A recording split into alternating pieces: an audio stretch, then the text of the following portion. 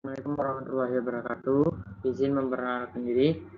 Nama Taruna Muda, nama M. Rafli Fizidan, NRP 22600142, asal kelas KPND. Di sini saya akan mempresentasikan untuk ujian akhir semester pelayanan niaga dengan dosen pembimbing Bapak Muhammad Dwi Haris Rifai, STR MM. Di sini sedikit perkenalan dari saya.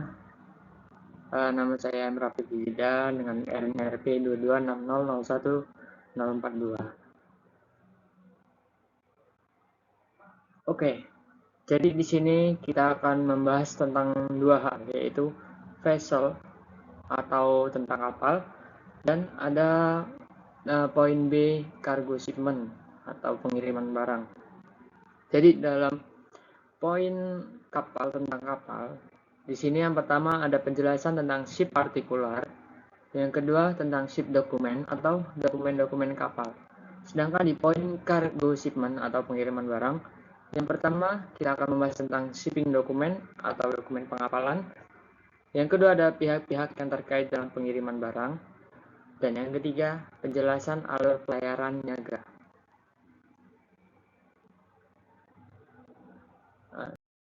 Yang pertama di poin A tentang kapal.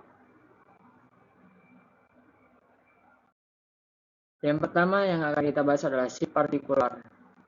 Yang pertama di poin A, yaitu ada DWT atau deadweight tonnage. DWT atau disebut deadweight tonnage adalah total berat yang dapat diangkat oleh suatu kapal, termasuk muatan atau kargo, bahan bakar, air bersih, air balas, perlengkapan, dan peralatan kapal.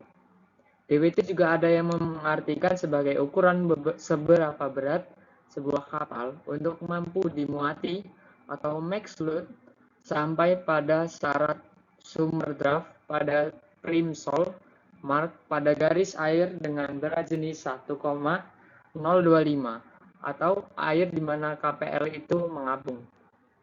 Jadi semua yang dapat dimuati, berat awak kapal, perbekalan, air tawar, BBM, air balas juga kalau ada. Kargo semua yang numpang di atas kapal itu total berat semuanya disebut DWT, tetapi tidak termasuk berat kapal. Terus poin B ada GRT atau Gross Register Tonnage. GRT adalah singkatan dari Gross Register Tonnage, atau dalam bahasa Indonesia berarti tonase bersih terdaftar yang sudah terdaftar di sertifikat kapalnya. Itu adalah GRT, Gross Register Tonnage. Tonase sendiri berarti ukuran kapasitas kapal yang dihitung berdasarkan berat kotor kapal. Berat kotor kapal dihitung dari volume kapal yang terisi air ketika kapal berada di bawah garis air. GRT berfungsi sebagai ukuran kapasitas kapal yang terdaftar di bawah bendera suatu negara. GRT juga digunakan untuk menghitung biaya lisensi kapal, pajak, dan pajak pelabuhan. Selain itu, GRT juga digunakan untuk menentukan kebutuhan awak kapal dan peralatan keselamatan yang dibutuhkan. Kemudian di poin C ada LOA atau length overall. LOA length overall adalah panjang keseluruhan yang diukur dari ujung belakang atau buritan sampai dengan ujung depan atau haluan sebuah kapal. LOA merupakan ukuran utama yang diperlukan dalam kaitannya dengan panjang dermaga, muatan, dan daya angkut kapal. Terus kemudian ada BEAM atau BIM atau balok kapal.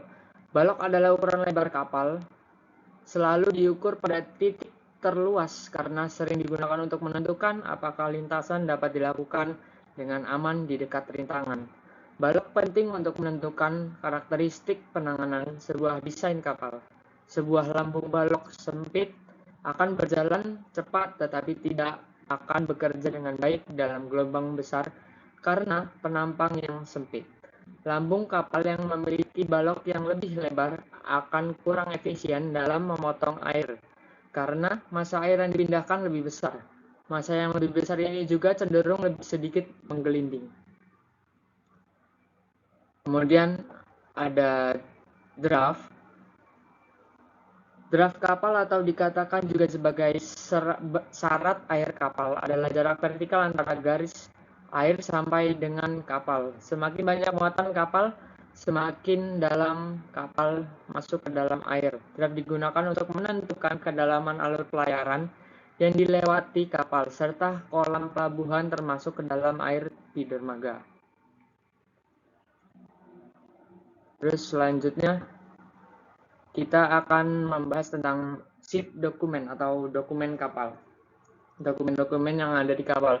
Jadi di sini saya sudah memberikan contoh, ada 5 jenis dokumen kapal, 5 contoh dokumen kapal. Yang pertama ada surat tanda kebangsaan kapal. Ini contoh dari dokumennya. Yang kedua ada surat izin berlayar. Ini contohnya. Kemudian ada surat laut. Ini ada contohnya. Dan kemudian ada surat radio kapal. Ada contohnya. Dan kemudian yang terakhir ada surat keselamatan kapal. Kemudian di poin B kita akan membahas tentang cargo shipment atau pengiriman barang.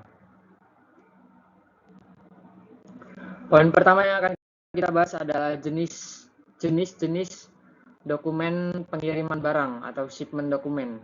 Jadi yang pertama itu ada shipping instruction, itu yang pertama. Yang kedua ada commercial invoice. Yang ketiga ada packing list. Yang keempat ada bill of lading. Dan yang terakhir ada manifest. Kemudian yang kedua kita akan membahas tentang pengertian dari shipper, carrier, dan consignee atau pihak-pihak yang terkait dengan pengiriman barang. Kita akan membahas tentang shipper. Yang dimaksud shipper adalah shipper dalam bahasa Inggris yang artinya pengirim. Dalam bahasa Indonesia, kata pengirim berasal dari kata kirim yang mendapatkan awalan pe untuk membentuk kata nomina atau kata benda. Jadi istilah shipper atau pengirim merujuk pada nama orang, tempat, atau benda-benda lainnya. Jadi shipper ini adalah orang atau sebuah perusahaan yang ingin mengirimkan barang. Jadi dia punya barang dan ada pembelinya dan dia ingin mengirimkan barang tersebut. Ya, itu adalah shipper.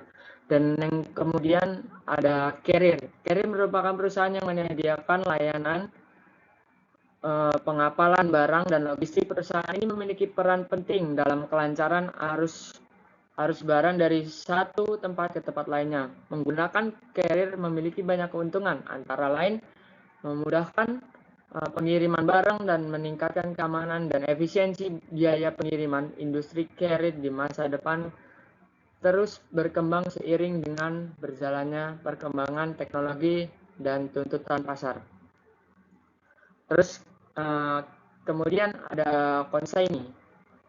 Dalam ekspor dan impor maupun perdagangan, consignee adalah nama lain dari importir sebagai individu atau organisasi yang diberikan kepercayaan untuk menerima barang. Consignee adalah nama lain daripada penerima barang yang harus tertulis dalam dokumen-dokumen perjalanan seperti bill of lading, packing list, dan commercial invoice (COO) atau PEB.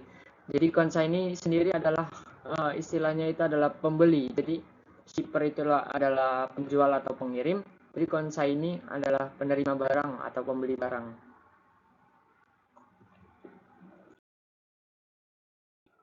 Kemudian poin terakhir kita akan menjelaskan tentang alur pelayaran. Jadi yang pertama, awal barang itu dari shipper, kemudian diangkut dengan tracking melalui jasa tracking land transportation, kemudian menuju ke gudang retrieve untuk kemudian didelivery ke atas kapal atau cargo dooring dan stevedoring. Kemudian kapal itu mengangkut barang dan berlayar ke pelabuhan tujuannya. Kemudian setelah sampai, kemudian setelah sandar, kegiatan yang akan dilaksanakan adalah stevedoring. Kemudian setelah stevedoring selesai atau pengangkutan dari barang dari atas kapal ke truk, kemudian akan melaksanakan cargo dooring atau membawa barang dari truk untuk menuju ke receiving atau pergudangan. Jadi dari sesudah dari pergudangan, setelah itu baru bisa untuk menuju ke consignee. Jadi melalui proses tracking land atau transportation lagi dari tracking, kemudian barang baru bisa diterima oleh consignee. Sekian dari saya untuk penjelasan tentang untuk ujian akhir semester pelayaran niaga ini. Terima kasih sebelumnya atas salah kata atau perbuatan, saya mohon maaf. Sebelumnya, assalamualaikum warahmatullahi wabarakatuh.